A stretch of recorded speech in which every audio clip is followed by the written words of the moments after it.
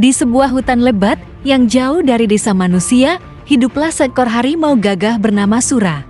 Tubuhnya besar, belangnya tegas, dan sorot matanya membuat binatang lain gemetar. Namun bukan hanya cakar dan taringnya yang ditakuti, melainkan juga oman kerasnya. Setiap kali Sura mengaum, seluruh hutan bergema. Burung-burung beterbangan, monyet-monyet lari, terbirit-birit, bahkan gajah pun memilih menjauh. Auman itu menjadi lambang kekuasaannya. Sura bangga sekali dengan suaranya. Tak ada yang bisa menandingi aku. Suaraku adalah bukti aku penguasa hutan ini. Katanya sombong setiap hari.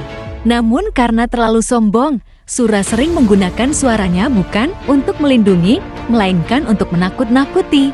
Ia mengaumkannya agar binatang lain tunduk, bukan karena butuh. Suatu pagi, saat matahari baru naik, Sura ingin kembali menunjukkan kebesarannya. Ia berdiri di tebing tinggi dan menarik napas panjang untuk mengaum. Tetapi yang keluar hanyalah suara serak kecil. Ia kaget, mencoba lagi. Namun suara itu patah, lemah, bahkan seperti suara kucing kecil. Sura panik. Ia mencoba berulang kali, tetapi semakin keras ia memaksa, semakin hilang suaranya. Hingga akhirnya, ia benar-benar tak bisa mengaum. Hilang, suaraku hilang, teriaknya dalam hati. Namun yang terdengar hanyalah bisikan serak. Sejak saat itu, kehidupan Sura berubah. Binatang-binatang yang dulu takut mulai berani mendekat. Monyet-monyet berani melempar buah kepadanya. Burung-burung bernyanyi keras di dekat telinganya, bahkan kijang yang biasanya lari sekarang hanya menoleh sebentar, lalu berlari santai. Sura merasa dipermalukan, tanpa suara, aku bukan siapa-siapa. Pikirnya muram. Ia bersembunyi di gua, menolak keluar. Namun rasa lapar membuatnya harus berburu. Saat mencoba mengejar mangsa, ia menyadari tanpa auman menakutkan, ia harus benar-benar mengandalkan kecerdikan dan kesabaran. Sayangnya, ia belum terbiasa. Suatu malam, Sura duduk putus asa di bawah pohon beringin. Tiba-tiba seekor burung hantu tua hinggap di dahan. Burung itu terkenal bijaksana dan sering dimintai nasihat oleh hewan-hewan hutan. Ada apa, harimau besar? Mengapa wajahmu muram? Tanya burung hantu.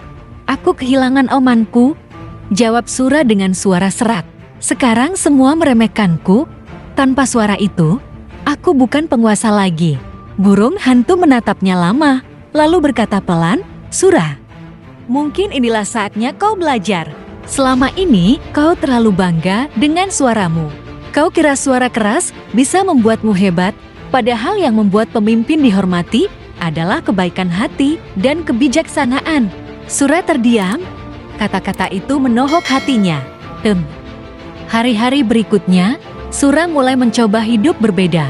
Tanpa suara, ia belajar berburu dengan cara baru, menyergap diam-diam, menggunakan kesabaran, bukan hanya teriakan menakutkan. Ternyata cara itu lebih sulit, tapi lebih memuaskan. Ia juga belajar bergaul dengan hewan lain. Dahulu, ia selalu mengaum agar mereka menjauh. Kini, karena tak bisa mengaum, ia terpaksa berkomunikasi dengan gerak tubuh, tatapan, dan sikap ramah. Lama-lama, binatang lain mulai melihat sisi lain dari Sura. Seekor kijang kecil pernah berkata, ternyata harimau tidak selalu menakutkan. Sura bisa menolong juga. Karena pada suatu hari, Sura menolong kijang itu yang terjebak dalam semat berduri. Hewan-hewan mulai menghormati Sura, bukan karena takut, melainkan karena kebaikannya. Bertahun-tahun berlalu, Sura sudah tidak lagi menunggu suaranya kembali. Ia sudah terbiasa menjadi harimau yang bijak, bukan sekadar penguasa. Namun suatu malam, ketika hutan diserang kelompok pemburu manusia, semua hewan panik. Mereka berlari ke arah gua Sura meminta tolong. Walau tanpa suara, Sura tetap maju. Ia menghadang pemburu dengan keberanian luar biasa, mencakar dan menggertak dengan tubuhnya. Dalam kegentingan itu, tiba-tiba dari dalam dadanya muncul getaran. Gerelaung. Auman itu meledak, jauh lebih keras dari sebelumnya. Suaranya bergema ke seluruh hutan, membuat para pemburu lari ketakutan, meninggalkan senjatanya.